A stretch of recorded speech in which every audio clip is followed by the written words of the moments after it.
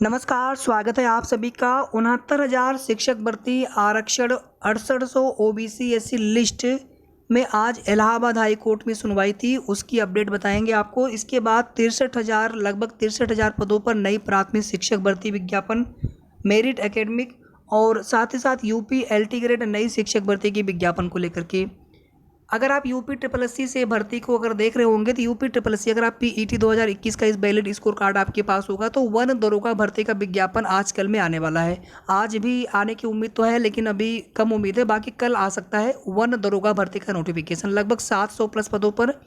उसमें जो है मैथ, साइंस, फिजिक्स, केमिस्ट्री इस प्रकार से जो है स्नातक में सब्जेक्ट होने चाहिए या फिर अभियांत्रिकी यानी इंजीनियरिंग में या फिर पशु जो स्नातक कुछ इसी प्रकार से जो है उसमें जो एलिजिबिलिटी है मांगी जा सकती है।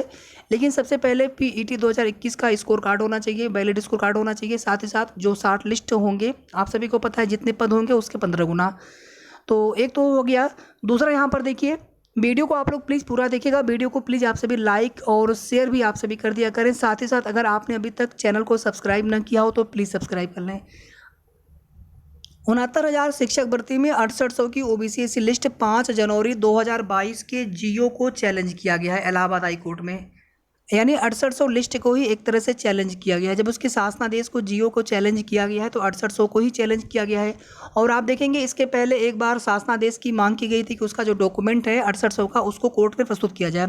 इसके बाद देखेंगे सरकारी अधिवक्ता के माध्यम से 6800 का जो जीओ था, पूरा विस्तृत जीओ, वो कोर्ट में सबमिट किया गया था। वो जीओ हम सभी के सामने आया कि किस प्रकार से 6800 की जो लिस्ट है ये सरकार ने जारी की है 5 जनवरी 2022 वाला।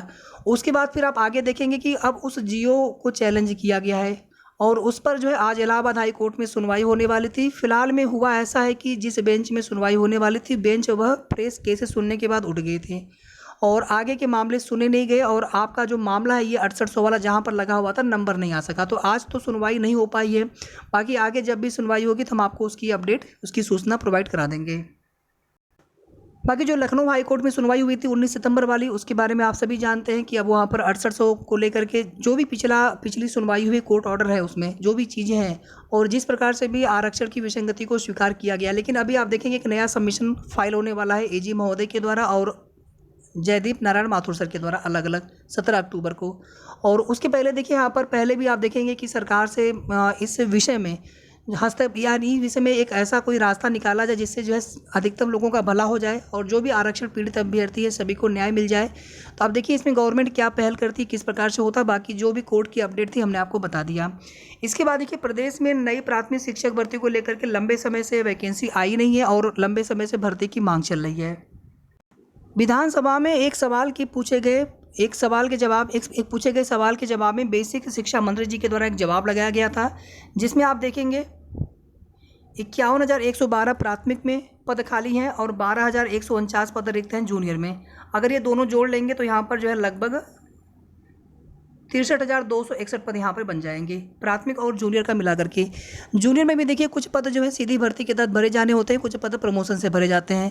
तो अगर यहाँ पर दोनों ही प्राथमिक और जूनियर दोनों ही में अगर भर्ती आ जाती है तो ये बहुत अच्छी बात होगी। और अगर इसमें कुछ पदों की संख्या बढ़ जाए तो और कम से कम इतने पदों पर भी भर्ती का विज्ञापन अगर आ जाए तो आज की डेट में अभ्यर्थी जो तैयारी करने वाले हैं, काफ़ी लंबे समय से इंतजार कर रहे हैं, तो उनके लिए समझ लीजिए एक बहुत बड़ा अवसर हो जाएगा। फिलहाल में बेसिक शिक्षा मंत्री जी ने यही कहा था कि 69,000 शिक्षक भर्ती में भी कुछ कोर्ट मैटर चल रहे हैं और अभी हमने जस्ट उसके पहले आपको बताया कि 6800 में आज भी सुनवाई थी, इलाहाबाद हाई कोर्ट में सुनवाई हो नहीं पाई। लखनऊ बेंच में सिंगल बेंच में मामला सुना जा रहा है और अभ्यर्थी जो है शायद अब सुप्रीम कोर्ट भी जाने वाले हैं 6800 की जो लिस्ट है उस पर आगे जो है नियुक्ति को लेकर के, क्योंकि 6800 पर कहीं कोई डायरेक्टली रोक नहीं है। लेकिन 69,000 में आखिर ये सीटें कैसे भरी जाएँ, सवाल ये है। जो पहले से जो गलत नियुक्ति हुई है उनको बाहर किया नहीं गया और 69,000 में कोई अतिरिक्त सीटें आप भर नहीं सकते बिना नए विज्ञापन के। तो ये सारी चीज़ें उसमें चल रही हैं। देखिए किस प्रकार से उस पेज को, उस मामले को सॉल्व किया जाता है सरकार के द्वारा। लेकिन फिलहाल में नई प्राथमिक शिक्षक भर्ती की जो अभी विज्ञापन की चीज़ें हैं, इतना आसान नहीं लग रहा है कि इतनी जल्दी भर्ती का विज्ञापन आ पाएगा। लेकिन 2023 में विज्ञापन आने की उम्मीद तो है कि 2023 में तो विज्ञापन 100% आएगा। और इस साल अभी फ़िलहाल में समय तो है अभी 3-4 महीने का, अगर गवर्नमेंट चाहे तो भर्ती का विज्ञापन अभी भी जारी किया जा सकता है। लेकिन उसमें भी आप देखेंगे कि फिर से ऐसा ना हो कि एक नए यूपी टेट, चूँकि 2021 का यूपी टेट हुआ नहीं था, 2020 वाला 21 में माफ़ी चाहूँगा, एक यूपी टेट नहीं हो पाया था और 21 वाला जो है 22 में परीक्षा हुई थी।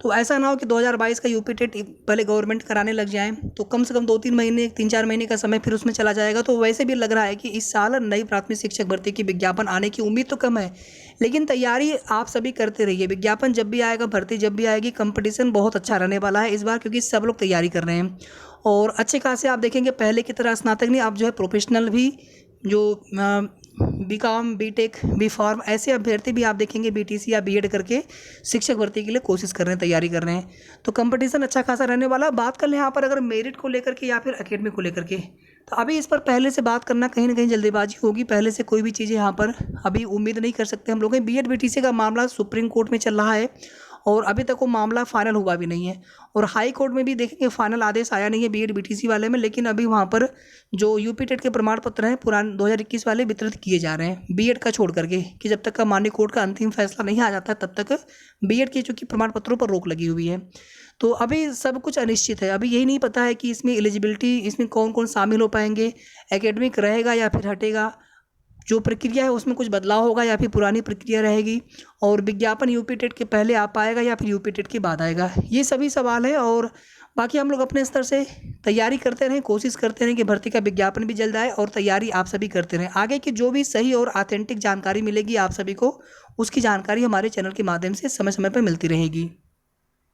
इसके बाद देखेंगे यहाँ पर नई एलटी ग्रेड शिक्षक भर्ती विज्ञापन को लेकर के। देखिए उत्तर प्रदेश में एलटी ग्रेड में 5256 जो मतलब प्रस्ताव भेजा गया है जितने पदों पर भर्ती कराने के लिए, ये है पद हो गया आपका। और इसके बाद जो है प्रवक्ता के 2215 पद है, मतलब ये दोनों पद मिला करके अगर आप देखेंगे यहाँ पर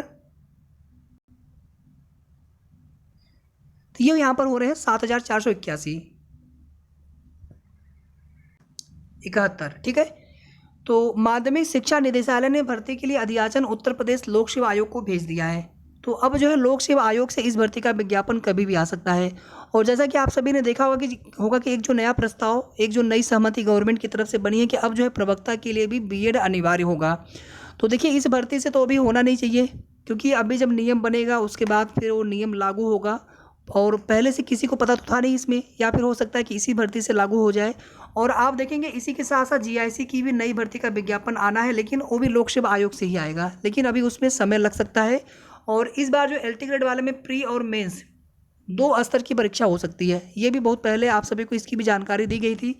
तो लगभग यहाँ पर जो है 7471 जिसमें 5256 जो कि स्नातक वाले हो गए और 2215 जो कि परास्नातक वाले जो एलिजिबिलिटी वाले पद हो गए। मतलब ये टीजीटी वाला एक तरह से राजकीय और ये पीजीटी वाला। तो इस प्रकार से ये भर्ती का विज्ञापन आना है प्री मेंस के साथ इस बार। और साथ ही साथ हो सकता है कि बीएड हर स्तर के लिए मतलब प्रवक्ता के लिए भी अनिवार्य हो सकता है।